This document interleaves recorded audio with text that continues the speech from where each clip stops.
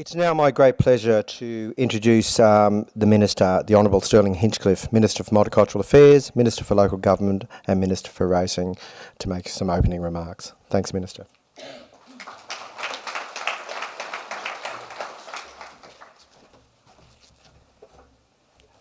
Thank you very much, Peter. And if I also would like to respectfully acknowledge the traditional owners of the land in which this event's taking place and acknowledge elders past, present and emerging. I do want to don't want to replicate all of the acknowledgements that Peter has made, so I welcome you all. But I do want to note our panellists and welcome Tasneem Chopra as our keynote speaker. It's great to have the opportunity to be here at this second event of the speakers series. And this forum does have a theme of leading inclusion. And as Peter's mentioned, we're going to hear about inclusive leadership and how everyone can champion the diversity and inclusion agenda. And we're thrilled to have Tasneem Chopra as one of Australia's leading cross-cultural consultants with us as our keynote speaker to delve into inclusive leadership. And we choose to focus on this topic as the Multicultural Queensland Charter speaks of equality and ensuring everyone can participate and reach their full potential. By talking about inclusive leadership here today, we hope to get people thinking about how they can be more inclusive leaders. Leaders who are culturally capable, leaders who have the courage to acknowledge and address unconscious bias, and leaders who foster opportunities for all members of their team to contribute. We're also focusing on how everyone, regardless of whether you're from you're in a formal leadership position yourself, can champion cultural diversity and inclusion. Leading inclusion is particularly important given the Charter speaks to Queensland being a place where everyone feels welcome and respected. The more we come together and work together, the more we will thrive and live in harmony. We all have a role to play in making this our reality, and today, through our exciting panel, we'll explore how everyone can play their part. Very importantly, we'd love to hear your questions, so please don't be afraid to speak up during the audience Q&A. And I like to be on the other side of a question time from time to time, so I might have some of my own. But now, before I go any further, I'd like to draw everyone's attention to your program that you have in front of you and where you find that copy, as Peter made reference of those who were able to get hold of one, a copy of the Multicultural Queensland Charter. A charter can be defined as a formal document describing the rights, aims or principles of an organisation or a group of people.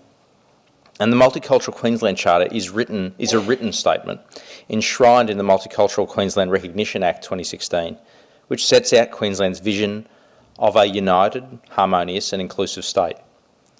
And the Charter is the reason why we're all here today. In fact, we established this speaker series to get government agencies and the private sector into the same room to discuss issues related to the Charter and how we can practically bring the Charter principles to life. If you haven't already, I strongly encourage you to read the Charter and consider its 8 principles. I encourage you to think about how you can bring these principles to fruition, to life, whether it be in your workplace, at home, at your local sporting club, in your child's school, at events or within the broader community. As a first step, I ask you to print out a copy of the Charter. You can get off the Multicultural Affairs website, or use the one that you've got with you in your hand, and display it in your workplace.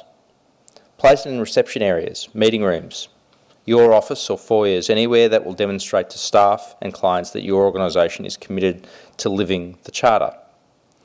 I'd like to acknowledge that many people in the room, including our Multicultural Queensland ambassadors, have already done this. I thank you for your support of the Charter.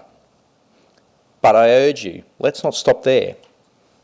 Let's think about other innovative ways that you can bring the Charter to life and embed the principles within your organisation and ultimately within your daily life. Together, if we all play our part, we can create a significant change. And I guess in that context, today is a great opportunity to announce that Multicultural Affairs Queensland has just released an updated version of Diversity Figures. Diversity Figures is a report which illustrates the unique features of Queensland's diverse population. And you can see a snapshot on the slide. The version now includes data from the Australian Bureau of Statistics 2016 census, in addition to data from the 2011 and 2006 censuses, to highlight Queensland's population diversity and how this has changed over time. This report is a useful tool for a range of contexts.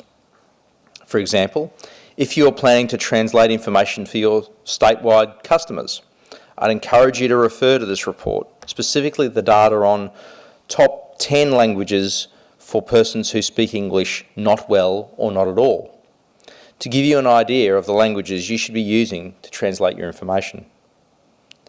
In case you're wondering, Queenslanders who identify as speaking English not well or not at all, the three most common languages spoken by this group are Mandarin, Vietnamese and Korean. In your pack today, you'll have a flyer titled Diversity Figure Snapshot. I think there's no one's on the chairs today. This snapshot highlights some of the key findings of this report. I know we often say how diverse we are here in Queensland, and that we are home to people from all different cultures and religions.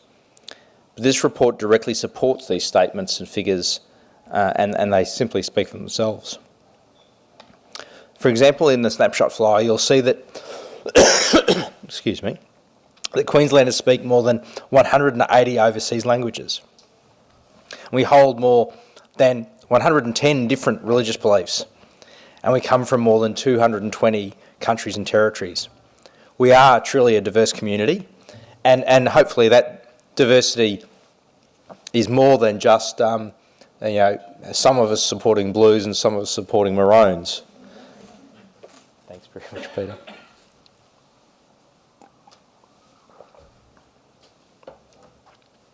So, in summary, if you'd like a copy of the Diversity Figures Snapshot or the full report, they are available on the Multicultural Affairs Queensland website. I encourage you to check that out.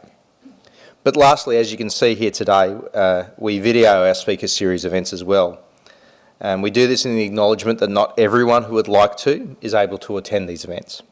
And the robust discussions that we're having are absolutely worth sharing. So I encourage you to share those videos too with your colleagues as a way of promoting and educating others on cultural diversity and the inclusion agenda. You'll find the link to the Speaker Series webpage in that program as well that Peter was mentioning. And the videos are also there from our first forum in March. So in closing, I want to hand you back to Peter, but thank you very much for coming. Thank you for being part of this event, being part of our Speakers Series on this occasion and further occasions. There's plenty that will be discussed today that'll give us some inspiration, give us some ideas on how we can contribute, but your engagement by being here, it's a great starting point. Thank you.